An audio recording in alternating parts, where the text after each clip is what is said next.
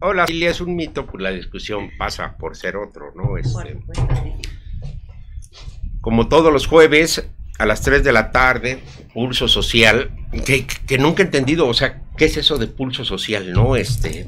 O sea, lo social ha de ser un señor, y pues alguien llega y le toca, o le toca... Está vivo.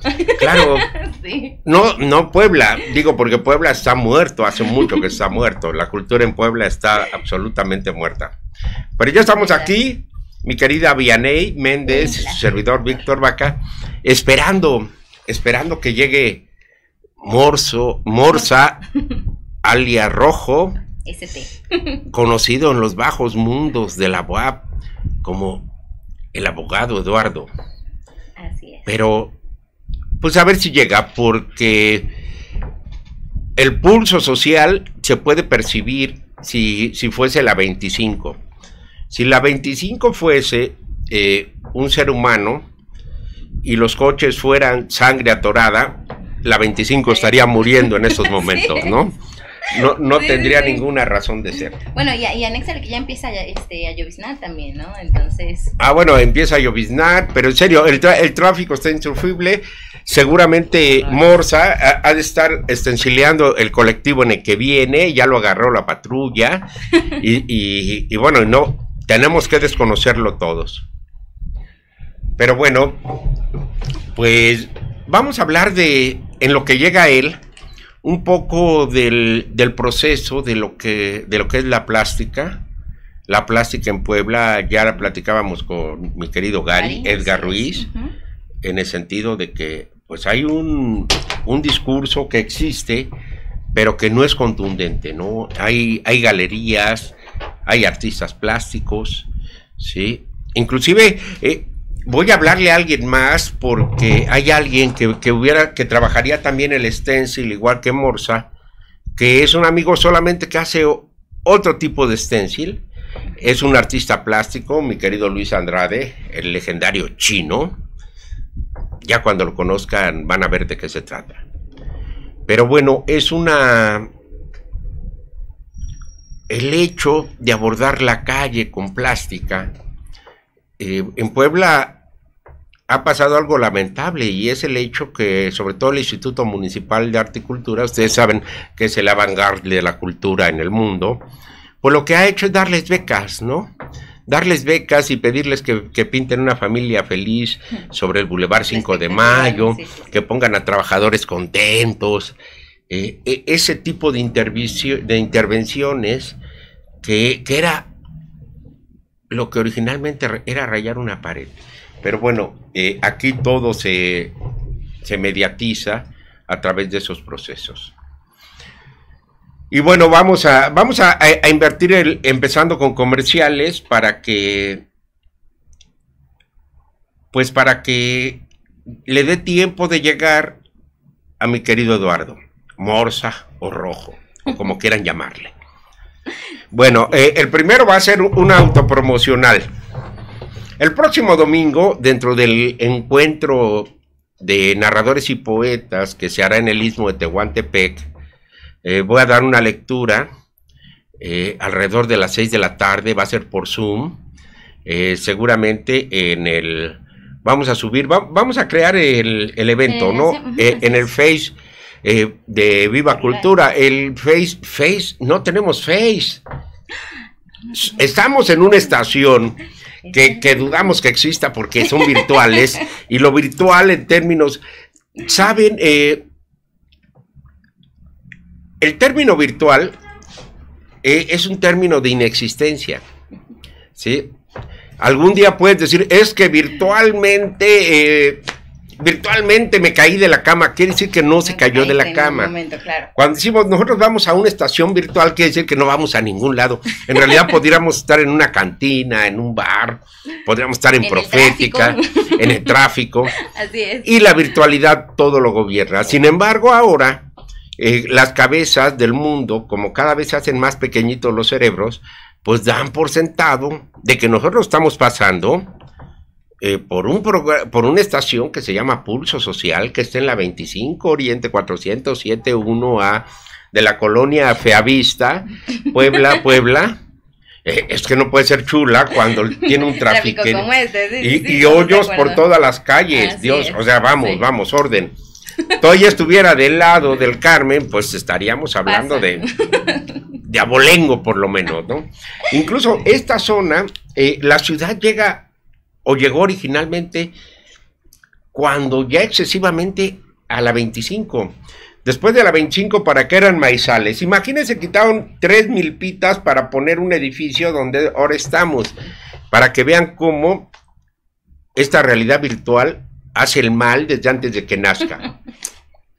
Pero bueno, pues sí, habrá el día 4 de septiembre, a partir de las 5 de la tarde va a comenzar una lectura son muchos los camaradas poetas que vienen, van a coronar las actividades que mi querido Jesús Rito organiza allá en el Istmo de Tehuantepec. ¿Sí? Yo iré virtualmente, incluso virtualmente le pedí a Jesús que me mande lo del boleto, porque virtualmente viajaré y cobraré el boleto y le pediré hospedaje que me pagaré a mí mismo porque me dormiré en mi casa, y como todo es virtual, pues él no podrá negarse. Pero es tan listo que me va a mandar Bitcoin seguramente, ¿no? Es el mundo de lo virtual. Pero bueno, es un encuentro que se da rescatando el asunto de las lenguas naturales, que hay justamente en Tehuantepec, ¿sí? Y bueno, pues ya programaremos la actividad en Facebook en estos momentos en que va llegando mi querido amigo Rojo Morsa, Eduardo, o como gusten llamarle. ¿Cómo estás, amigo? Todo nos puedes decir menos que venías en medio de un tráfico infernal. Me lesioné la pierna, güey, no puedo caminar. ¿No? Se lesionó la pierna. No, sí estaba un poco pesado el tráfico. Estaba aún mucho, y además no contestas. Vean, regresemos al mundo de lo virtual, ¿no? Ajá, claro, yo tengo un número telefónico de él, de un teléfono que él ya no tiene. Exacto, sí, yo no lo tengo. Yo tengo uno de uno. Pero virtualmente yo le mandé 6 mensajes que él debió haber recibido. No, tienes mensajes. Tienes mensajes. Entonces estamos viendo. Los datos aquí. No, pues hicimos una introducción, una autopromoción de mi lectura del próximo domingo, pero pues ya llegaste, mi querido Eduardo Rojo, ¿Rojo qué? ST. Rojo ST. Rojo ST. Misterio desde el nombre, pero bueno, ustedes no saben, Eduardo es Rojo Morsa, como quieran llamarle, es un artista gráfico. En esta amplitud de lo que ahora es el arte gráfico, curiosamente, bueno, pues aquí hemos trabajado el asunto del arte gráfico en este programa naciente. Es nuestro segundo gran invitado. El primero fue nuestro también querido amigo Edgar Ruiz. Y ahora pues estamos aquí. Curiosamente nos conocemos casi por las mismas fechas y por circunstancias extrañas. Cuando yo conocí a Eduardo era un incansable y litigante, amante del mundo, de lo jurídico, de las reglas, estudiante de la Facultad de Derecho en la UAP, pomposamente. Cuentan las leyendas que iba de corbata a la escuela. Sí, es cierto. Era un hombre correcto. Sin embargo, pues una serie de cosas como las que pasan en este país que inquietan el alma de los jóvenes, porque él era muy joven cuando lo conocí, pues nuestro segundo encuentro posterior al encuentro es que tú ya habías abandonado la escuela de Derecho y estabas iniciando una carrera plástica, ¿no? Sí. Pero seguramente mentí en algo, en lo de la corbata no, pero en todo lo demás seguramente sí. No, pero casi no iba con ropa o sea, estudié en la Facultad de Derecho y Ciencias Sociales, en la carrera de Derecho. Vaca tiene cerca de 10 años de que lo conozco. Así es. Sí tenía que ir de traje algunas ocasiones a la escuela. Muy formalito. No, creo que me sigo vistiendo muy parecido a como me vestía en esos tiempos. A lo mejor una de las cosas que ha cambiado es que como ahora pinto en la calle mucho, me estoy muy acostumbrado a usar gorra, entonces de unos años para acá uso mucha gorra. O sea, uso mucho gorra, pero de ahí en fuera, y tengo el cabello corto, pero eso sí, era estudiante de la Facultad de Derecho, y pues solo no me titulé. Sí, no, claro, de hecho, tiene criterio jurídico. Ya después a unos amigos les contaremos qué es eso, porque los abogados no lo conocen. Pero bueno, las expresiones artísticas, hay dos formas de que lleguen. Uno, por lo que yo llamo que es por convivencia genética, es decir, vivir en una casa en donde la plástica es cosa de todos los días, y la otra es como un acto de generación espontánea. Para los biólogos que dicen que no existe, hay una serie de estímulos que sí se pueden dar. Cuando tú ibas a la Facultad de Derecho, me imagino que ya traías la inquietud del arte plástico, o te nació, o cómo nació, o en qué momento el futuro abogado Eduardo se convirtió en morsa, o se convirtió en rojo y comenzó a enfrentar las paredes de la calle de esta ciudad. Pues siempre me ha llamado la atención la creación y ese tipo de cosas, ¿no? Antes me gustaban más las cuestiones escénicas, el circo, el clown y ese tipo de cosillas cuando estaba más morro. Pero yo empiezo a pintar en la prepa por un proyecto en la de eso de clase. Ajá, sí, X, ¿no? Y ahí conozco la técnica que ahorita trabajo, bueno, o mi técnica principal, pero es así como, la conozco, ¿no? No es hasta que entro a la universidad que conozco a los compañeros del movimiento social, en donde me presentan de nuevo la técnica stencil, y entonces yo lo veo como una forma de comunicar de una mejor manera, ¿no? O sea, yo siento que uno de los problemas de los grandes movimientos actuales, contemporáneos, como de los muy rojos, por decirlo así, es que tienen un vacío muy grande en la capacidad de conectar con la gente, porque su discurso es un poco desfasado de la realidad, o es el mismo discurso, como lo diría un amigo, lastimero en todos, ¿no? O sea, si escuchas a un profe de la sierra, del movimiento, tiene el mismo discurso en muchas ocasiones que un profe o no, un maestro, un obrero, pero estoy hablando de gente del movimiento social, que es muy bueno que está en el movimiento social, pero su discurso es muy plano, muy igual, muy sacado de los libros, muy panfletario. Entonces yo veía que eso hace como una desconexión, ¿no? O sea, está un poco desconectado el discurso con la realidad en ocasiones, aunque seguimos viviendo explotados y eso. Y entonces yo veía en el stencil una forma de comunicar que ese discurso un poco sacado de la realidad, o en el arte, o en las intervenciones callejeras, poderle hacer una síntesis, volverle una imagen y lograr conectar de una mejor forma con la propaganda y la comunicación que muchos movimientos sociales, o sea, eso es de lo que carece, ¿no? O sea, como de comunicación política o de este tipo de cosas. Muchas ocasiones la gente cree que la propaganda y la comunicación, o sea, la gente cree que la propaganda solo es hacer un cartel, ¿no? Pero yo les decía a la banda, güey, cuando el bloque negro se viste todos de negro y marchan así, el hecho de vestirse de negro es una propaganda, güey. ¿Por qué? Porque así te estás exhibiendo al mundo y estás dando una declaración.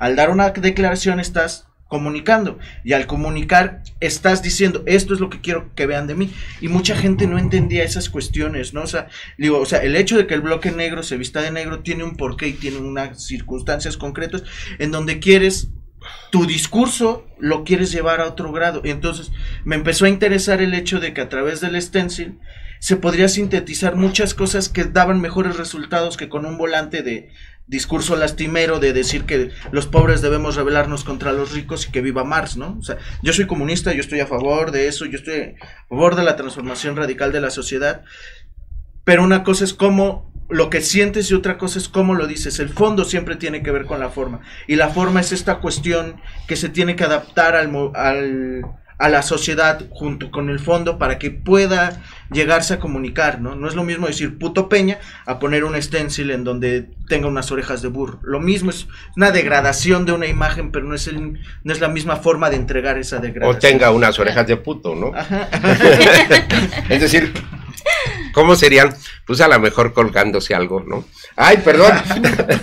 No, a ver, es muy interesante porque fíjate que yo lo que estaba planteando, un poco para entender este segmento del arte plástico, es que es un arte plástico de ruptura, es decir, tampoco es el tradicional y que proviene básicamente de este eslogan de rayar, ¿no? Rayar las paredes.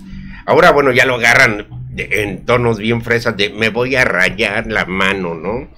Porque el rayar, pero después de que das esta explicación, a mí me parece que en el fondo esta noción de lo jurídico, de lo que se debe de hacer, de lo que está regulado, el stencil sería un reclamo, pero como parte de ese mismo discurso de la legalidad. Es decir, a lo mejor lo que se reclama, digo, sobre todo en alguien que tiene la experiencia jurídica, lo que reclama es justamente que a lo mejor ese constructo jurídico en el que vivimos, pues está mal hecho, ¿no? Y tienen que rebelarse justamente violando leyes, porque finalmente pintar paredes, que hay reglas, ¿no? Incluso no solamente para ustedes, sino para los grafiteros, que son como un bloque conjunto. Pero ahorita que decías que el bloque negro siempre anda de negro, es finalmente una representación gráfica de inconformidad ante algo, ante miles de cosas pueden ser, pero gráficamente el negro sabemos que sería la negación de todos los colores, ¿no? Sí. Así como el blanco puede ser la confirmación de todos ellos, digo, según Newton y los que sabían de colores, ¿no? Entonces, si es por ahí por donde camina, o tú verdaderamente abandonaste el discurso del derecho. En el inicio sí, o sea, yo cuando inicio a pintar, hasta la fecha yo no me declaro como artista, eso es como una cuestión como muy clara, un creador creo que es una de las mejores. Pero que es una manera de asumir el arte, ¿no? Sí, no, es una postura más política, ¿no? En esas cuestiones. El decir que yo no hago arte o yo no creo arte porque el arte se crea para el futuro y cuestiones ya más que ni me corresponden a mí dialogarlas ni discutirlas. Pero yo en un inicio me reivindicaba como un propagandista. ¿Por qué? Yo decía, yo lo que quiero, güey, estoy en contra del alza del pasaje. Lo que quiero es que el mensaje en decir que el aumento al costo del pasaje, o todo lo que dice el panfleto en donde te explican que el aumento en el costo del pasaje no es por una cuestión de que suba la energía, o no es por una cuestión de que está perdiendo el chofer dinero y eso, no tiene que ver con una cuestión de que los concesionarios van a ganar más dinero y el chofer va a seguir igual de explotado, y que en realidad no es una solución real al conflicto del transporte el aumentar el precio, porque aumentan el precio, el concesionario ganan más, pero no se mejoran las unidades. O sea, todo ese discurso y ese choro mal elaborado que una imagen, concretarlo en una imagen, ¿no? O sea, en esos años me acuerdo que hicimos, cuando estaba lo del alza del pasaje, hicimos un peso y le pusimos unas alas cuando estábamos iniciando en el 2010, imagínense.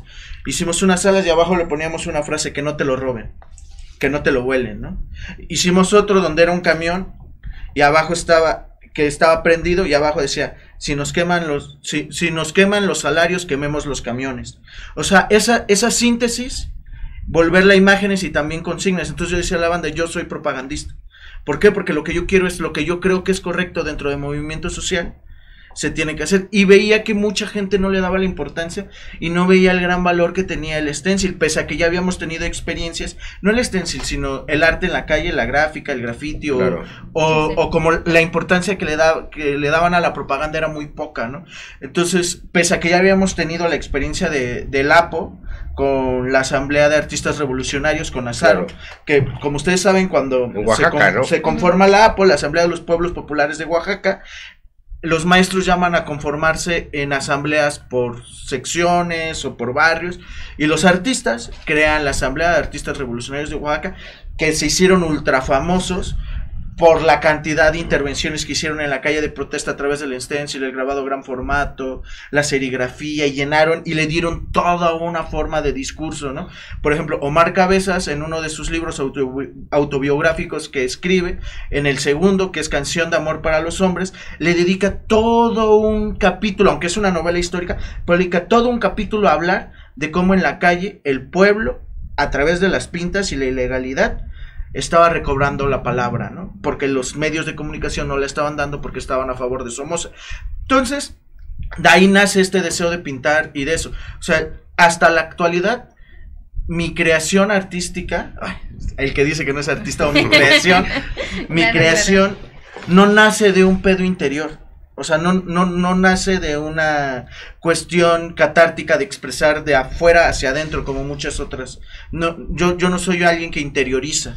Yo soy alguien que ve una circunstancia. Recibes un efecto y sobre él vas. Sobre ese voy y sobre algo, sobre eso construyo, ¿no? Sobre cuestiones que pasan a mi alrededor.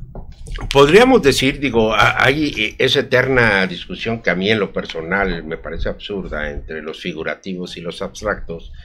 El stencil podría pensarse como una mediación en donde hay una imagen, pero también hay una representación simbólica que hay que entenderla, y creo que el stencilero tiene que encontrar esa imagen que, sin ser la imagen brutal de lo que acontece, sea una representación que, digamos, puede ser hasta universal de algún efecto. Digo, podemos pensar que, quiero pensar que esa imagen del Che Guevara, que era una fotografía, se convirtió en una especie de stencil, en donde la sombra sobre el rostro del Che se configura, pero trabajado, porque esa no es la foto original, sino que un artista decide hacer una evocación, y de esa manera, es decir, lo que tú ves es un rostro y una parte del continente americano mutilado, Estados Unidos intencionalmente,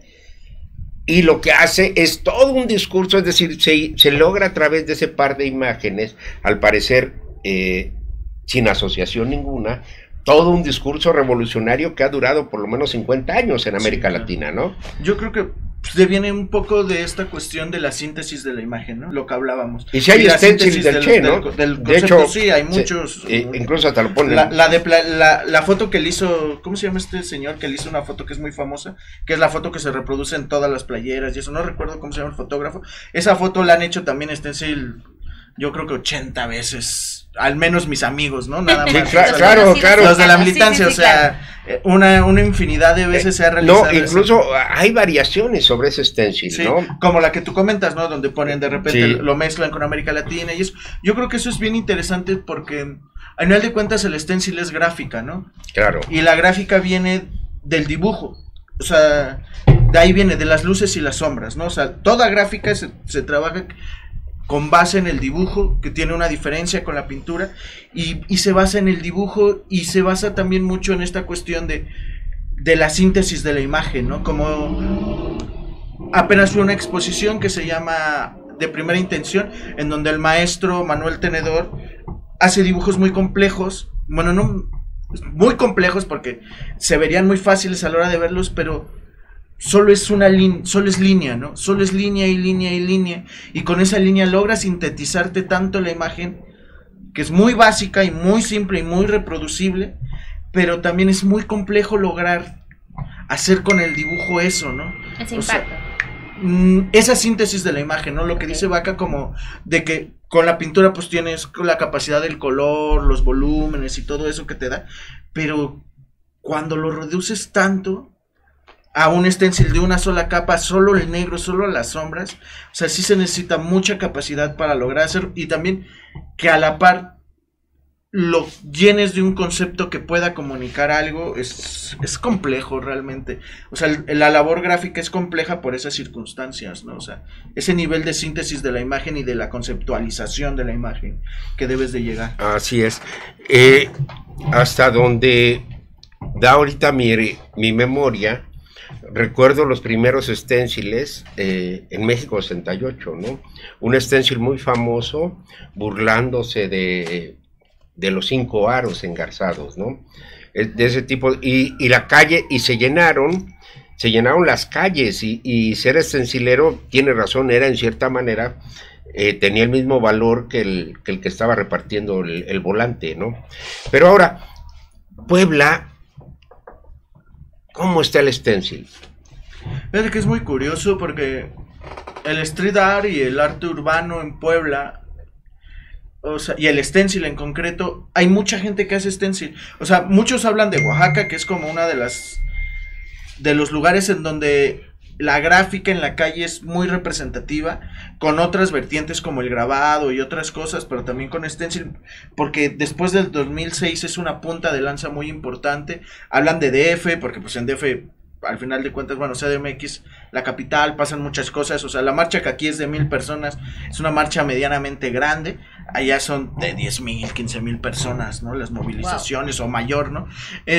Hay mucho movimiento, pero hay muchos creadores de stencil. Por ejemplo, en 2019 yo participé en una carpeta que se llama Carpeta Puentes, realizada por el colectivo en el que colaboré muchos años, que se llama Stencil México, que en donde se recopilaba el trabajo de 21 artistas a nivel nacional, y habíamos 3 poblanos, y no éramos todos, ¿no? En Puebla está Polilla, Polix, o algo así, ¿no? Polilla, ajá, la Polilla. Pero pone una X al final, ¿no? Sí, está ella, está Plomo, está Chahuistle, que yo creo que es una de las puntas de lanza muy importante, que está Mr. P, que bueno, que yo lo conozco como Perrito García, pero también está Mr. P. Hay mucho movimiento de stencil y de mucha gente que quiere hacer gráfica, y también hay un boom bien interesante ahorita después de la pandemia, durante la pandemia, que mucha gente empezó a hacer paste up, que es pegar carteles con engrudo, que muchos ya están siendo hechos con stenciles, ¿no? Y eso es una tradición desde hace muchos años, pero en Puebla hay mucho movimiento de cosas en la calle, ¿no? O sea, no solamente de stencil. Están los compañeros como de Casa Boosters, que están en Cholula, que son compañeros que llevan muchos años trabajando el street art, que son los que, no ellos en concreto, pero ellos trabajaron con Mil Amores y con otras personas para atraer a muchos artistas, ¿no? O sea, Cholula es un referente a nivel no solo nacional e internacional. En Cholula encuentras pinturas de artistas urbanos que, por ejemplo, Roa, ¿no? Que es uno de los artistas urbanos más importantes. Encuentras pinturas de gente de Sudáfrica, encuentras así intervenciones de gente con una trayectoria y con un nivel que dices, no, en Puebla hay mucho movimiento de cosas en la calle. O sea, más allá de las cosas buenas y las malas, ¿no? Como son estos gestores culturales que explotan a la banda, como es Colectivo Tomate, pero también hay muchos otros gestores, mucho otro movimiento que está ahí duro, ¿no? Que no se queda solo en el stencil, y el stencil está pujando fuerte. O sea, por ejemplo, eso es dentro de la carpeta, pero hay muchos. Está Bliss, que es un compa que tiene cerca de 50 años, que tiene muchos años haciendo stencil, que empezó a hacer stencil cuando Obey estaba también iniciando, y que tiene, tú llegas al taller del maestro Bliss, del compa, y tiene Obey, o sea, carteles originales de Obey enormes de hace 20, 30 años. Wow. Que dices, no mames, ese pinche cartel ahorita vale una lana, ¿no? Y él los tiene pegados ahí en su taller, ¿no? O sea, tiene mucha tradición, ¿no? Claro, cuando dijiste, a ver, primero. Sí, yo tengo una pregunta. Bueno, comentas que también existen otro tipo de trabajos. ¿Por qué te quedas o por qué predomina en ti el stencil? Fue en lo que inicié porque es una técnica que es muy amigable para la reproducción y es muy fácil hacer, o sea, nosotros cuando empezamos en hacer propaganda para los movimientos sociales, hacer una pinta con lata es rápido, ¿no? Pero se ve solamente como una frase, y es como trasladar el panfleto a eso. Hacer una imagen era más complicada, y entonces la ventaja que tenía el stencil es que te tardabas 3 horas cortando un stencil, o 10 horas, 15 horas cortando un stencil, y después a la hora de pintarlo podrías hacer 100, ¿no? Y ahora ya después, cuando lo llevas a otras experimentaciones y a otros formatos y en otras circunstancias, es lo mismo, es el stencil de cuando yo empezaba, que me decían que era un vándalo, a esto, ¿no? La reproductibilidad era algo muy importante para mí, y la facilidad para la realización, ¿no? O sea, para hacer las cosas que hacíamos, por ejemplo, yo tenía un amigo que hacía con su crew una televisión suicidándose, una persona con cabeza de televisión suicidándose, y para pintar eso nos íbamos a tardar, no sé, 30 minutos con aerosol, ¿no? Digamos, haciéndolo nomás la silueta y así, Cuando lo hacemos en stencil nos tardábamos 2 minutos.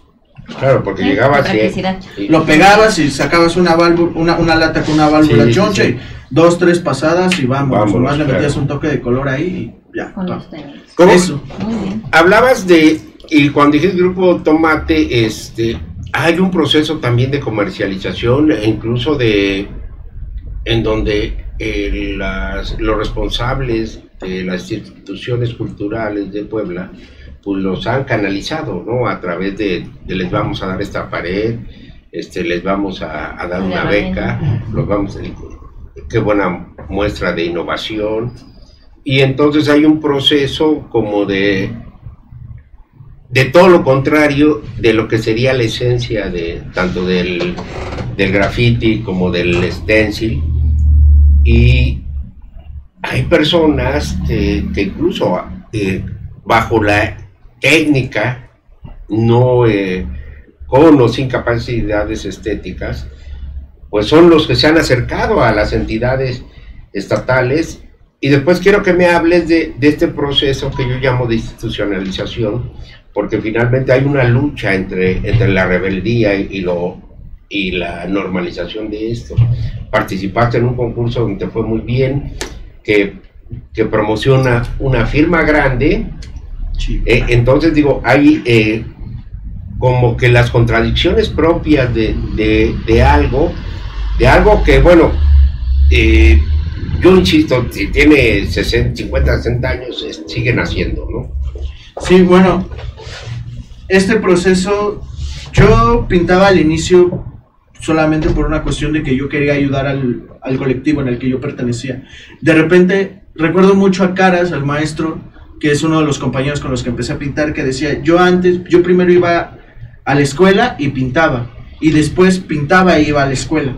O sea, pintar se volvió su actividad principal. Claro. Y así me pasó a mí, ¿no? O sea, yo iba a la universidad y estaba en el movimiento, y la universidad y el movimiento eran mi actividad principal. Después, y pintaba. Pintar solamente era un pasatiempo. Después pintar se empezó a volver una actividad más cotidiana, y empecé a tener más actividad, y empecé a decir, me gusta mucho esto, quiero hacerlo mejor, quiero llevar esto que estamos haciendo de la protesta y de estas cuestiones de cuestionar la realidad a otras formas de expresión en el stencil. Y ya había gente que lo hacía, ¿no? Ya había gente que trabajaba la gráfica del stencil a esos niveles, y me empecé a clavar más, a realizar más, y es cuando decido hacer del arte mi forma de vida. La creación, mi forma de vida. Cuando tú tomas esa decisión, tienes que empezar a vender tus cosas y tienes que empezarte a comercializar, que no es lo mismo comercializarte tú como persona dentro de tus principios. O sea, yo nunca voy a pintar para el PAN, ¿no? O sea, si un panista me dice, güey, pinta algo en contra del aborto, nunca lo voy a hacer, ¿no? De hecho, las cuestiones que ahora también cuando... Pero si te dice, pinta lo que quieras y me paga, adelante, ¿no? Claro, o sea, claro, ¿no? O sea, claro, es diferente, ¿no? Si me encarga, o al menos que sea, no sé, si fueran los Moreno Valle, que ya fallecieron, o cuál, Piña Olaya, no, no, ¿cómo se llama? Euquid Castañón. Euquid Castañón. Ya también falleció. Sí, es cierto, ¿verdad? Gente muerta. O sea, en realidad, cuando hablábamos del mundo virtual ese que no existe, este señor era tampoco existe, ¿no? Sí. En realidad es una especie, mandó una especie de holograma que ahorita está leyendo un guión. ¿Qué panista de renombre podría ser? ¿Que siga vivo? Barbosa. Ya, perfecto. No vamos a hablar del PAN, vamos a hablar del PAN, pero vamos a hablar de alguien, Barbosa. Si Barbosa en concreto me contrata a mí para pintar algo, que aunque sea lo que yo quiera, le voy a decir, carnal, muchas gracias, güey, pero no tengo tanta hambre, güey. No, yo tengo ciertos principios que no me permiten acceder a trabajar contigo. No me importa, güey. Si de repente, güey, manda unos chincles y en una exposición en la que yo estoy, él compra una de mis obras y después me entero que es él, dirá, pues, güey, ahí sí ya no tengo la forma de limitar ese pedo. Claro. Pero lo que hablábamos, este pedo de la institucionalización, en ciertos momentos es necesario no institucionalizarte, sino ahí están las cosas, están las posibilidades, a los recursos del Estado. Exacto, ¿no? Esa es primera.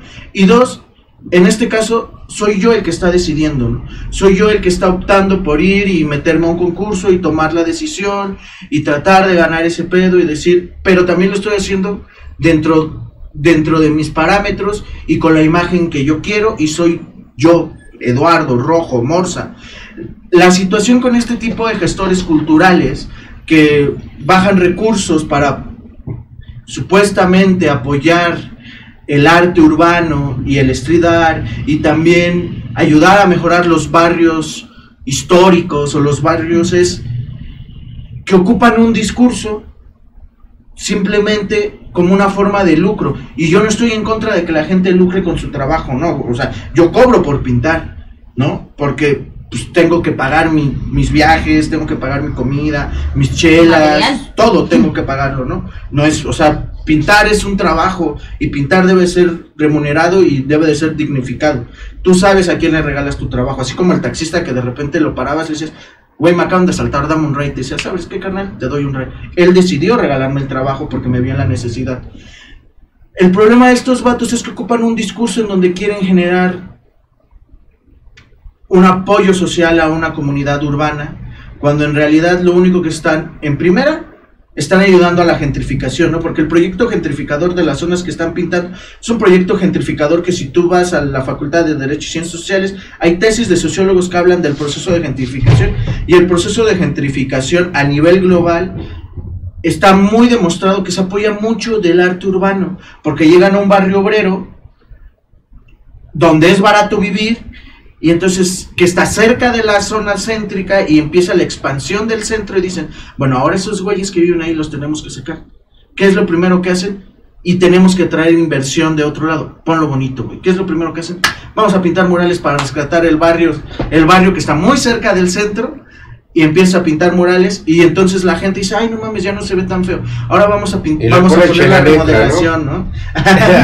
Ahora vamos. A mí se me ocurriría después de decir que se llame Xenanetla. Ahora vamos a meter iluminación para que se vean más bonitos. Claro, Xenanetla es un poco eso que yo te digo, realmente. Sí, es eso, ¿no? Realmente y el arte es hacer cosas lindas, más que representativas, más que verdaderamente denunciantes de una realidad. Ahora, está eso, ¿no, güey? O sea, en realidad tu proceso es un proceso de gentrificación. Ok, yo estoy de acuerdo, carnal. Tú como gestor tienes que comer, y a ti no te importa, y es un discurso cámara, güey, porque muchas gentes no empatan su discurso con la realidad. Pero aparte de eso, ni siquiera lo realizas tú, güey. O sea, tú contratas un grupo de artistas emergentes que desean pintar, quieren vivir de pintar, y te aprovechas de su necesidad. Los agarras como obreros, güey, y los agarras como mano de obra barata para la realización de un proyecto más grande, en donde tú, por ser el gestor y ser el que contacta, te llevas el 80% del recurso, y le dejas el 20, el 15, el 10, y aparte de eso, güey, tienes un discurso de que no mames, soy bien chido, güey, soy bien vergas, güey, estoy ayudando a la banda, güey, y la banda artista que pinta con ellos es la menos culpable de esas circunstancias, porque solo son compas que quieren vivir de pintar, que quieren vivir de crear algo en la calle, y que está bien perro vivir de pintar. Es muy complejo, porque yo no me imagino llegándole a decir al taxista, ¿qué onda, carnal? Llévame ahorita porque voy a ir a un programa de radio donde van a hablar de mí, y te pago con promoción, güey, dame tu número de WhatsApp y ahí te promociono. Así es mucho del trabajo cuando inicia el artista. Entonces imagínense que llegan a un lugar, güey, en donde te van a dar recursos, donde te van a pagar. Entonces, güey, pues está chido, con un discurso de apoyo, porque muchos venimos como la gente que pinta vienen, o la gente que se dedica a la creación, muchas ocasiones viene de la pasión, de las cosas que les gustan, de los sentimientos, entonces les tocan ese lado. Entonces es eso, güey, ¿no? Su discurso es completamente desfasado. Ellos tienen acusaciones ultraculeras en otros estados, en donde se les han cancelado proyectos porque los acusan de robarse el varo, porque los acusas de tener en malas condiciones a los compañeros, porque los acusan de darles una mierda de varo a la banda, ¿no? Los acusan de muchas cosas, ¿no? De ayudar a las autoridades a que justifiquen dinero, por Exacto, ejemplo, también, ¿no?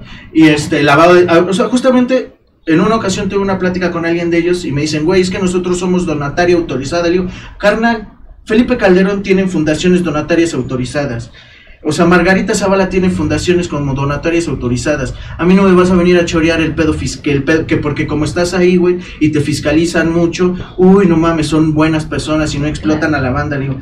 O sea, no, güey, le digo, yo estudié Derecho, carnal, y llevé una materia que se llama claro. Derecho Fiscal, güey. Le digo, o sea, no, güey, o sea, y sé ese tipo de cosas, güey. Le digo, o sea, no me vas a venir a chorear. Ahora, yo ahora que estoy participando y quedé seleccionado en este concurso soy yo, con una pieza muy clasista, en el sentido, no en el sentido peyorativo, sino con una pieza con un... La pieza la íbamos a pasar por la pantalla, pero creo que el técnico ya se fue, y el relevo no sabemos si le talla o no a este negocio. Como te comento, con una pieza con un contenido de clase, y en donde yo asumí el hecho de decir, le voy a entrar a este pedo, ¿no? Con esta pieza, lo voy a hacer, me voy a inscribir, y voy a tratar de ocupar un espacio, en esos espacios supuestamente cedidos solamente para la gente de varo, o solamente para posturas acríticas de la realidad, y pues quedé seleccionado y ya. Ya, estamos viendo, digo, para los de la página, la de Facebook Live, estamos viendo... radio por internet. Radio por internet, estamos viendo algunas imágenes a Cholula, al Monumento a la Revolución. Estamos viendo también una serie de trabajos, porque también haces tipo mural, es decir, haces plástica. Acabas de diseñar un hotel en el centro. Todo es con base stencil, pero ya llevado a otras, evolucionó, ¿no? ¿no? O sea, claro. Ya no sé qué. Me quitaste mi pregunta, hermano. Claro. Sí, no, porque la gente cuando ve tu trabajo, en primer lugar, como que el stencil tiene una figura muy limitada, pero ahí se ve que puede ser muy armado ese stencil, ¿no? Puede ser elaborado, muy expresivo, como lo que estamos viendo, y creo yo que es una de las cosas. Por eso yo te digo, yo confirmo el hecho de que eso está en ciernes todavía. El arte urbano es un poco esto que ha pasado en las ciudades, digo, desde Banksy y en esas grandes ciudades, y creo que Puebla está en ese discurso. Sin embargo, pues con cierto conservadurismo que se apodera de todo este tipo de expresiones estéticas. ¿Qué hay de Morsa para mañana?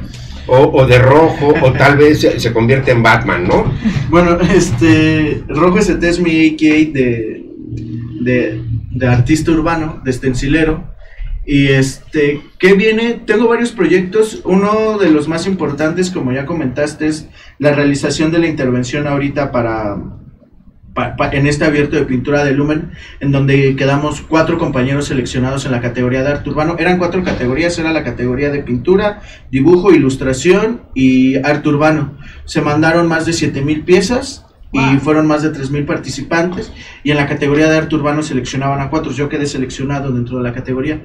Ahorita una de las cosas que viene la realización de esa intervención, viene un showroom individual en CDMX, pero esa es una exposición como cerrada, o sea, como con unos amigos que me van a empezar a gestionar unas cosas allá, pero también está bien bonito quedar seleccionado, está bien chido estar como dentro de esos, pero tengo yo que mantenerme todo el tiempo que esté allá, ¿no? O sea, tengo que pagar ya tengo cubierto por algunos amigos y algunas circunstancias de compas que me van a apoyar ciertos de los gastos, pero ahora lo que viene en este momento, en estos 15 días que inicia en septiembre, voy a sacar una campaña de donación en donde voy a poner obras de reproducción, en su mayoría serigrafía y stenciles, como a un costo accesible, o como en una especie de apoyo, ¿no? Pues eso es, digo, está bien, porque digo, en sus redes sociales, que por cierto ni atiende el señor, o sea, seguramente ahí se va a hacer.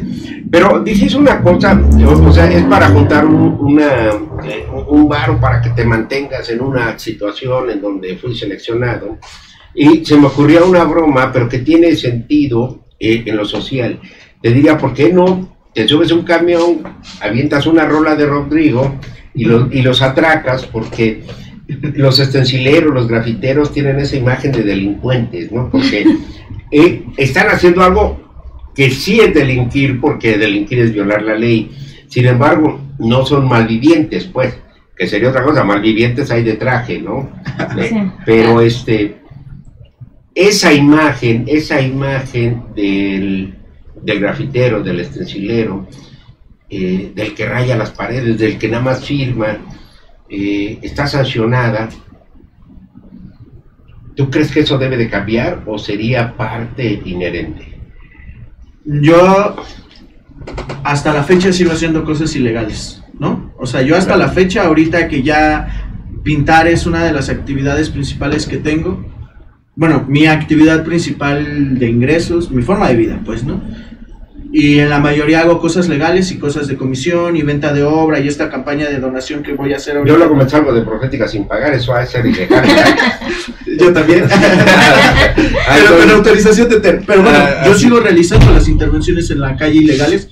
Yo siento que debe de dejar de ser perseguido, no solamente en la cuestión, o sea, yo entiendo por qué a mí si me cachan pintando me rompan la madre los polis, ¿no? Porque pinto cosas en contra de la policía en muchas ocasiones, o a favor de movimientos sociales, lo entiendo, ¿no? Pues estás haciendo un acto que no solamente, deja que sea ilegal, estás haciendo un acto contraestatario, ¿no? O sea, yo lo entiendo y digo, pues yo lo asumo, ¿no? Sí. Pues ya, ¿no? Pero la cuestión aquí es que, al menos en Puebla, el graffiti, el street art y el paste up, y bueno, ellos le llaman graffiti porque ellos engloban todas estas expresiones de intervenciones en la calle como graffiti. No solamente es una falta administrativa, es un delito, claro, que está sancionado dentro del Código Penal del Estado. Y también está una cuestión de que una de las agravantes de pintar es el pandillerismo.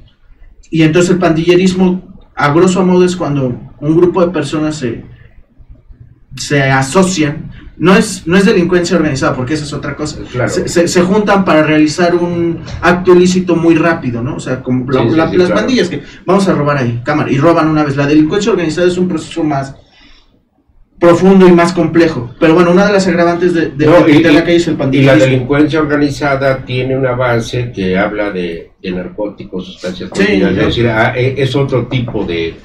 Entonces, una de las agravantes de acá es el pandillerismo. Entonces, yo creo que sí se debe de dejar de perseguir tanto, pero también está una realidad.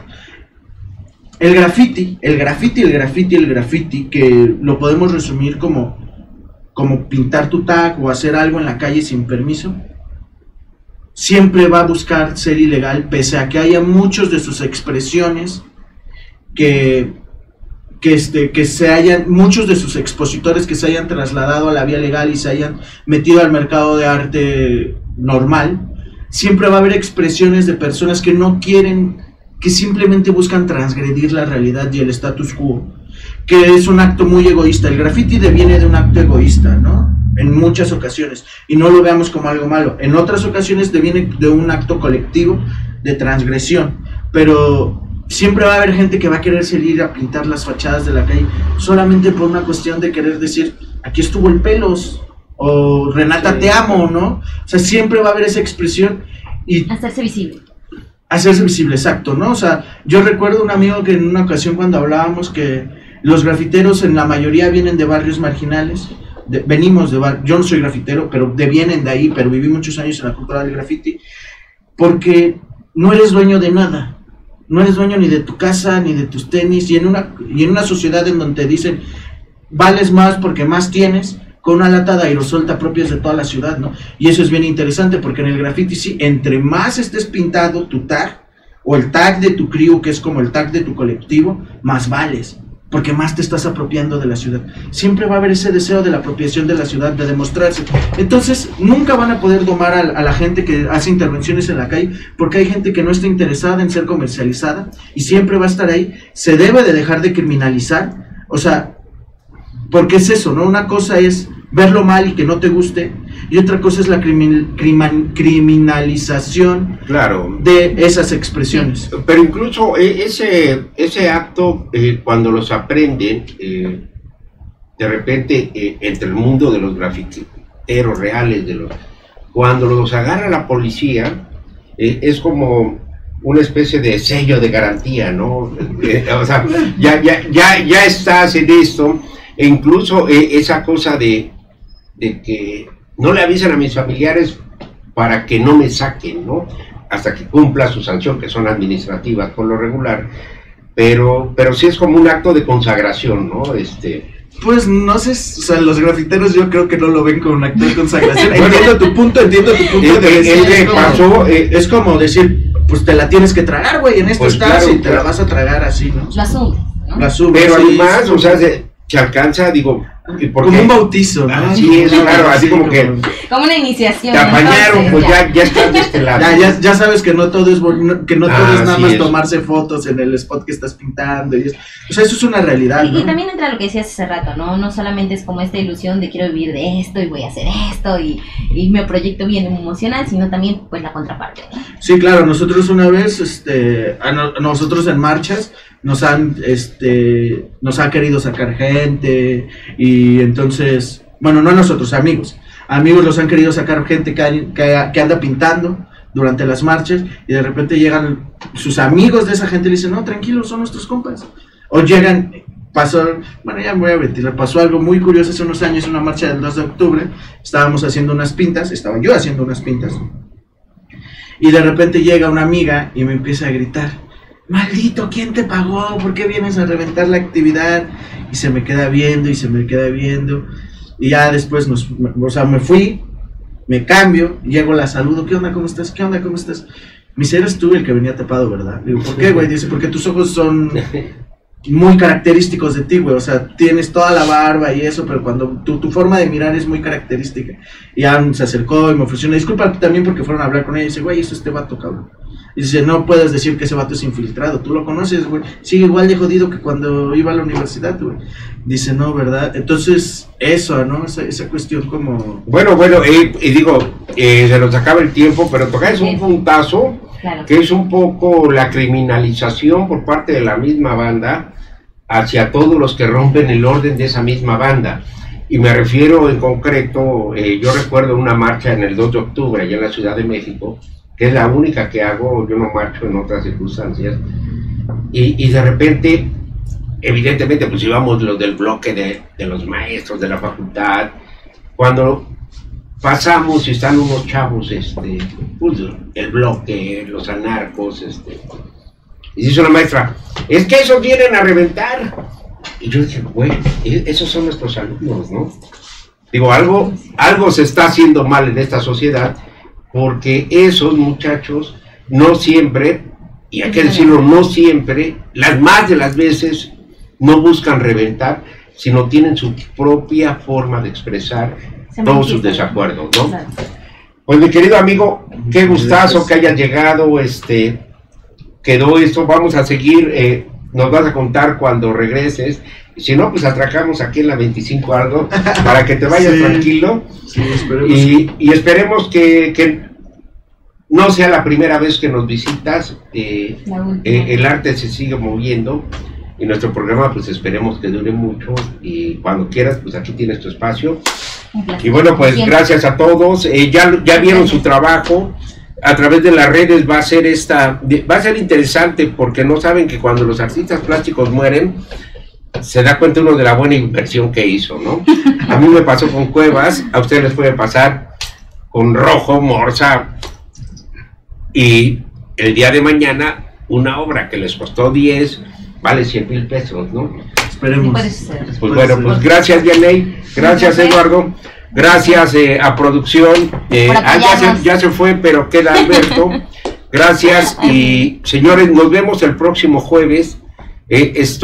Vamos a seguir con artistas plásticos, digo, todo el mes de la patria, ¿no? Espero que me confirme mi querido Luis Andrade, que es otra cara de la moneda diferente a las dos que hemos tenido aquí. Y bueno, pues a seguirnos escuchando.